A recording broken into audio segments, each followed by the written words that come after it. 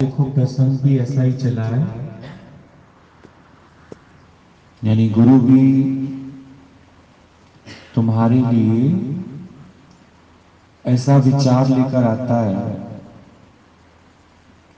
कि जो तुमको विचार दुनिया में कहीं नहीं मिल सकता, वो विचार तुमको गुरु से मिलता है। कितना अच्छा अष्टावक्र जी ने बताया कि दुनिया में साधु संत सन्यासी, सन्यास इसको समझते हैं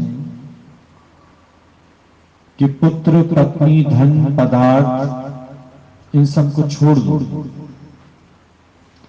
पर ये धर्म नहीं, ये अधर्म है। इनके साथ रहकर ही इनसे लगाव नहीं करना, ये संन्यास होता है। रहना भी इनके साथ है पर लगाव नहीं करना। कितने भी साल आप इनको प्रेम कर लो, लगाव कर लो, आखिर तो ये छूटेंगे। इसलिए समय रहते रहते सत्य का संग करो। कोई अगर तुमको ये भी कहता है कि संसार झूठ है, झूठ नहीं, सब दिखाई दे रहा है तुमको, तुम्हारे अंदर वो यादें आती हैं, सब बातें आती हैं, तो झूठ नहीं है, पर फिर सत्य भी नहीं। ये सिर्फ तुमको 4 दिन के लिए मिलते हैं, 5वां दिन भगवान का होता है। 4 दिन के लिए तुम्हारे साथ संग करते हैं लोग, पर अगर तुमको सत्य का बोध नहीं होता तो तुम्हारा मन इनमें आसक्त हो जाता है। तभी तुम्हें कहा जाता है प्रतिदिन का सत्संग। प्रतिदिन तुम्हें गुरु क्या समझाता है? यही बात समझाता है, जिस मित्र पुत्र पौत्र धन जमीन पदार्थ पति पत्नी जिसको तुम सत्य जान रहे हो और उनमें फंसते जा रहे हो, लगाव कर रहे हो, जो उनको मिथ्या कर, कभी भी इनका साथ छूट सकता है। पर उस समय फिर जो तुम्हारी स्थिति होगी, बहुत खराब स्थिति होगी। इसलिए कहा जाता है सत्य का संग कर, और सत्य का संग तुम्हें मिल सकता है गुरु से। जितनों को आधा अधूरा ज्ञान होता है वो सब जंगलों में भाग जाते हैं। वो यहां तक तो सुन लेते हैं कि पुत्र पत्नी धन पदार्थ जमीन जायदाद इनको त्याग दो। त्याग दो का मतलब इनके साथ रहते रहते इनसे लगाव त्याग दो। इनको त्याग दो का मतलब ये नहीं है कि आप इनको छोड़ छाड़ के जंगलों में भाग जाओ। जो आपको कर्म की सेवा मिली है वो तो आपको करनी है। जो आपको कर्म की सेवा मिली है वो करो, पर फल की चाहना नहीं करना। फल में तेरा अधिकार नहीं है। और हमेशा इनके साथ रहते रहते ये पक्का कर लो, ये परमानेंट नहीं है, जाएंगे ही जाएंगे। शुक्र मनाओ उतना झटका भी तुम लोगों को नहीं लगा। एकदम से ये झटका लगता अगर तुम्हारे पास सत्संग ना होता, गुरु का दर ना होता, तो ये वस्तुएं तो ज्ञानी की भी छूटती हैं और अज्ञानी की भी छूटती हैं। बहुत बार तुमने सुना होगा, ज्ञानी भोगे हंस के और अज्ञानी भोगे रो के। पर ये रोना और हंसना से ऊपर सत्य की स्थिति होती है। बार बार अपने को ये पक्का कराओ कि गुरु ने मुझे पहले से आगाह कर रखा है। गुरु ने मुझे पहले ही सावधान कर रखा है, और वो सावधानी यही है, सपने की है सब रचना, धोखा न कहीं खाना, क्यों दिल को फंसाए तू यह। इसे सिर्फ गुरु के दिए हुए शब्द नहीं समझना, ये तुम्हारे जीवन का वो सत्य है जो आज नहीं तो कल, कल नहीं तो परसों, परसों नहीं तो परसों, कितनों के तुमने ये आधार छूटते हुए देखे थे, पर तब इतना झटका नहीं लगता, तब इतना दुख नहीं होता। पर जब किसी का देखो तो उसी समय तुम समझ जाओ एक दिन हमारे साथ भी यही होने वाला है, हमारे प्रियजन भी छूटे। इसलिए गुरु तुम्हें कहता है नियम से सत्संग आके बैठो, गुरु को बुलाना ना पड़े, तुम स्वयं चलते बनो, सत्य के प्रति प्रीत रखो, इस सत्य को अपने अंदर जगा के रखो कि जिस पुत्र मित्र धन जमीन जायदाद पदार्थ जिनमें भी तुम अपना मन आसक्त रखते हो, उनमें मन आसक्त नहीं रखना, उनके प्रति सत्य जानो कि ये क्षण भर के लिए तुमको मिले, इनके साथ रहो, प्यार से रहो, पर इनको जान के रहो, ये कभी भी छूट सकते हैं। परमात्मा की ओर से मिली हुई हर वस्तु क्षण भर के लिए, परमात्मा एक स्वयं शाश्वत है, तभी तुमको बोला जा रहा है आत्मा को जान, पहले अपनी आत्मा को जान, फिर तुझे सामने भी आत्मा का ही दर्शन होगा। पर अगर तुम्हारा लगाव शरीरों से है तो शरीर तो जाने वाला है, फिजिकल बॉडी किसी की नहीं रहेगी, सब जाएगा, रहेगा कुछ नहीं, कोई किस माध्यम से, कोई किस माध्यम से, कोई किस माध्यम से विलीन होता चला जाएगा। जैसे जल में तरंग थोड़ी देर की, पर दूसरी तरंग अगर उसको सच जानकर उससे लगाव करने लगे तो वो तरंग तो एक दिन विलीन हो जाए। हम सबका भी बिना ज्ञान के यही हाल था, पर जीवन में हमको जो भी मिला उसने अधर्म सिखाया कि जाके मूर्ति से मांग ले जो मंगना है, अपने सतगुणा से मांग ले। और सतगुरुओं से क्या मांगा हम लोगों ने कि माया के पदार्थ कभी न छूटे। सतगुरु देता है सत्य, अगर सतगुरु की शरण में आए हो तो सत्य खरीद करके जाना, और सत्य यही है, जहां जहां है अर्जुन तूने अपना मन लगा रखा है, जहां जहां तेरा लगाव है, जिसको तू सत्य करके जान रहा है, ये सब 4 दिन के लिए तुझे मिले। और अगर तुमने सत्य का संग साथ साथ किया तो चोट नहीं लगेगी, तुमको धोखा नहीं खाओगे। ये जीवन एक पानी के बुलबुले जैसा है, चाहे तेरा है चाहे मेरा, पानी के बुलबुले की तरह। पर आप देखो बार बार दिमाग में वो स्मृतियां आती हैं, याद आती हैं, जो साथ बिताए पल होते हैं वो दिमाग में आते हैं, उनकी कही हुई बातें दिमाग में आती हैं। पर